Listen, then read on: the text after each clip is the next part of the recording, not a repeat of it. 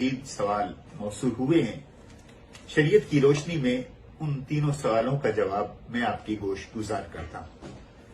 پہلا سوال pain long سے ایک بہن کا ہے۔ وہ یہ کہتی ہیں کہ 15 سال ہو گئے شادی کو، بچہ نہیں ہو رہا۔ ڈاکٹر IVF کے ذریعے بچے کے پیدائش کے امکان کا کہہ رہے ہیں اور ایڈوائز کر رہے ہیں، لیکن ساس سسر نہیں مان رہے اور کہا جاتا ہے کہ یہ حرام ہے، جس کو ہم اپنی زبان میں ٹیسٹ ٹیوب بیبی کہتے ہیں۔ شریعت کا اس سلسلے میں کیا حکم ہے؟ تو بہن، اس سلسلے میں عرض یہ ہے، اولاد وہ نعمت ہے کہ جس کی ہر غریب اور امیر کو طلب رہتی ہے، بلکہ میں یوں کہوں کہ ہر نیک کو، گناہگار کو، ہر مسلمان کو، کافر کو، ہر ذی روح کو اولاد کی تڑپ اور طلب رہتی ہے، اور یہ طلب ابتدا میں ہوتی ہے اور پھر وقت کے ساتھ ساتھ یہ تڑپ بن جاتی ہے۔ ہم نے انبیاء کرام علیہ الصلوۃ والتسلیمات کے واقعات قرآن کریم کے اندر پڑھے ہیں، جو اللہ کے حضور ہاتھ اٹھا اٹھا کے دعائیں کر رہے ہیں، رب ہب لی من الصالحین، اللہ نیک اولاد نصیب فرما، رب لا تذرنی فردا وانت خیر الوارثین، یا اللہ بے وارث ہمیں نہ اس دنیا میں چھوڑ، اولاد نصیب فرما۔ چنانچہ انبیاء کرام نے بھی اللہ سے دعا کی، اولاد کے لیے دعا بھی کرتے رہیں اور علاج بھی کرتے رہیں۔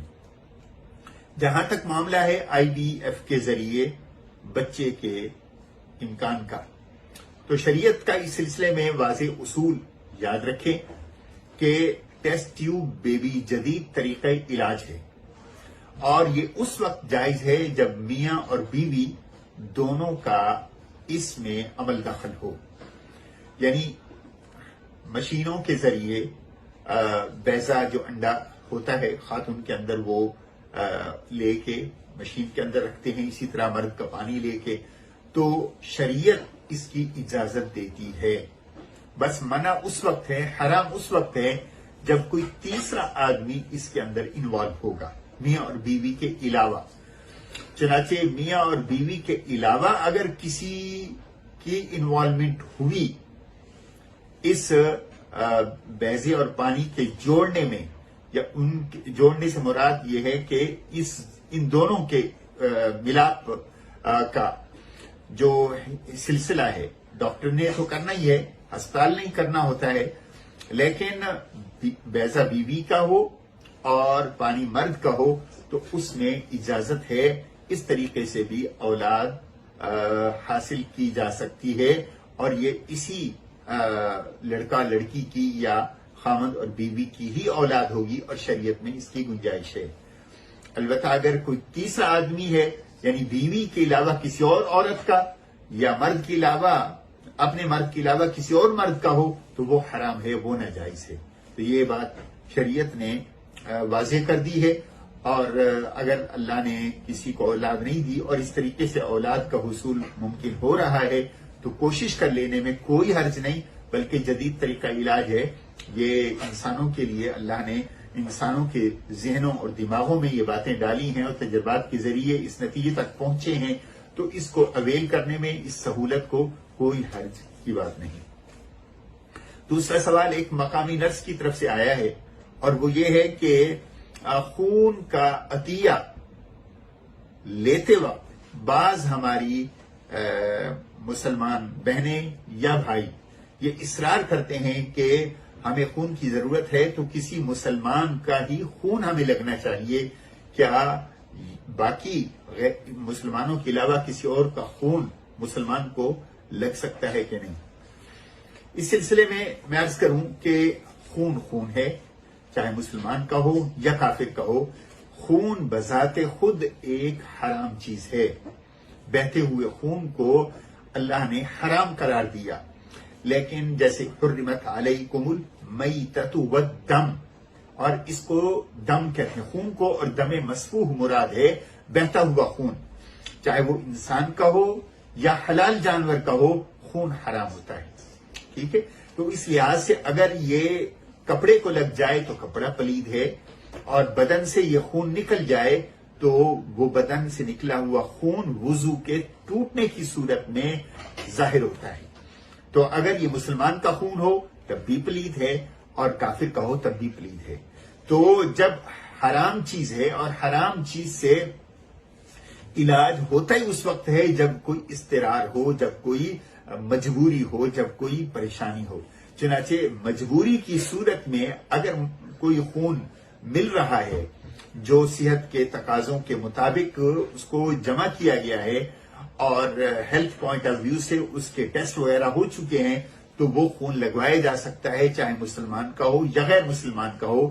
اور اس سلسلے میں یہ عرض کروں کہ فرق کرنا بھی نہیں چاہیے، اس لیے کہ جس چیز سے ہمارا خون بنتا ہے وہ روزی روٹی ہے. جب ہم اس حوالے سے فرق نہیں کرتے، ہمارے کتنے مسلمان بھائی ہیں غیر مسلموں کے ہاں کام کر رہے ہیں اور مسلمانوں کے ہاں غیر مسلم کام کرتے ہیں، تو یہ فرق نہیں کرنا چاہیے.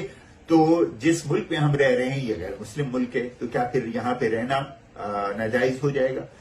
تو جہاں پہ انسان رہ رہا ہو اس جگہ پر اس طرح کی چیزوں میں فرق نہ کرے. ہاں کھانے پینے میں احتیاط ضرور کرنی ہوتی ہے، حلال کھائے گا، حرام سے بچے گا.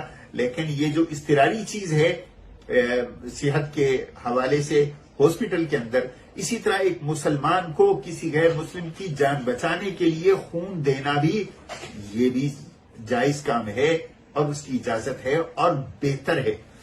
چاہے جان کسی غیر مسلم کی ہی کیوں نہ بچائی جائے، جان بچانے میں مدد کرنا یہ ایک مسلمان کے لیے انتہائی ثواب کا کام ہے. اور اللہ کے رسول علیہ السلام نے تو یہاں تک فرمایا کہ اگر کسی نے بھوکے کتے کو پانی پلا دیا تو اس پر بھی پانی پلانے والے کو، خوراک دینے والے کی اللہ کی طرف سے بخشش ہو جاتی ہے. اور انسان تو پھر بھی چاہے کوئی بھی ہو اس کا مقام حیوانات سے بڑھ کر ہے. تو اس لیے اس حوالے سے فرق نہیں کرنا چاہیے، بلکہ شکریہ ادا کرنا چاہیے جو خون دے رہا ہے، جس کا بھی خون ہے، یا ہاسپٹل اتھارٹی جو انتظام کر رہی ہے، یہ ان کی مہربانی ہے. اگر وہ یہ شرط لگا لیں کہ ہم مسلمانوں کو صرف مسلمانوں کا خون دیں گے تو ہو سکتا ہے کہ ان کے پاس اویلیبلٹی بھی نہ رہے. اسی لیے یہ فرق نہیں کرنا چاہیے اور شرعی طور پر اس کی گنجائش ہے، جائز ہے. تیسرا سوال ہے کہ عدالت کے ذریعے طلاق ہوئی لیکن میاں بیوی ساتھ رہ رہے ہیں اور ان کا کہنا یہ ہے کہ عدالت کے ذریعے جو طلاق ہے وہ اسلامی طلاق نہیں ہے، شرعی طلاق نہیں ہے، لہذا ہم ساتھ رہ سکتے ہیں. دیکھیے طلاق کے سلسلے میں ایک اصول یاد رکھیں، طلاق جب ہو جاتی ہے، اور طلاق یہ مرد کا کام ہے، مرد طلاق دیتا ہے، تو اگر یہاں کی عدالت کے اندر طلاق کے پیپروں پہ مرد نے سائن کر دیے کہ میں نے اپنی بیوی کو طلاق دے دی، تو جب اس نے سائن کر دیے تو طلاق اس سے ہو جاتی ہے. پھر یہ کہنا کہ غیر مسلمانوں کی، یہ غیر مسلم کی عدالت ہے تو طلاق نہیں ہوگی، نہ. طلاق تو ایسی چیز ہے جو زبان سے ادا ہوتے ہی چاہے نہ بھی لکھی جائے پھر بھی طلاق ہو جاتی ہے. طلاق تو ایسی چیز ہے اگر کسی نے مذاق میں بھی بیوی کو دے دی طلاق پھر بھی ہو جائے گی، کسی نے ہنسی خوشی دے دی پھر بھی طلاق ہو جائے گی. اور عموماً لوگ پوچھتے ہیں کہ جی غصے میں طلاق ہو گئی. طلاق کبھی محبت میں تو ہوتی نہیں، طلاق ہوتی غصے میں ہے تو طلاق ہو جاتی ہے. تو اس سلسلے میں انتہائی احتیاط کی ضرورت ہے. اور اگر غیر احتیاط کے ساتھ کسی نے زندگی گزاری تو اللہ کے ہاں جواب دہ ہونا تو ہوگا، لیکن اولاد پر اور تعلقات پر اس کے اثرات بہت گہرے ہوتے ہیں. اسی لیے صاف ستھری انسان زندگی گزارے، تعلقات میں بھی حلال تعلق ہونا چاہیے اور نکاح کے ذریعے ہونا چاہیے. طلاق کے بعد پھر ساتھ رہنا یہ جائز نہیں ہے. اگر طلاق پر مرد نے سائن کر دیے تو پھر وہ طلاق ہو جاتی ہے، چاہے عدالت کے اندر جا کے پیپروں پہ سائن کرے یا عدالت کے باہر اس نے سائن کر کے بیوی کو دے دیے یا اس نے زبانی کہہ دیا تو طلاق ہو جاتی ہے. اللہ تعالیٰ مجھے اور آپ کو دین پر عمل پیرا ہونے کی توفیق نصیب فرمائے. السلام علیکم ورحمۃ اللہ وبرکاتہ.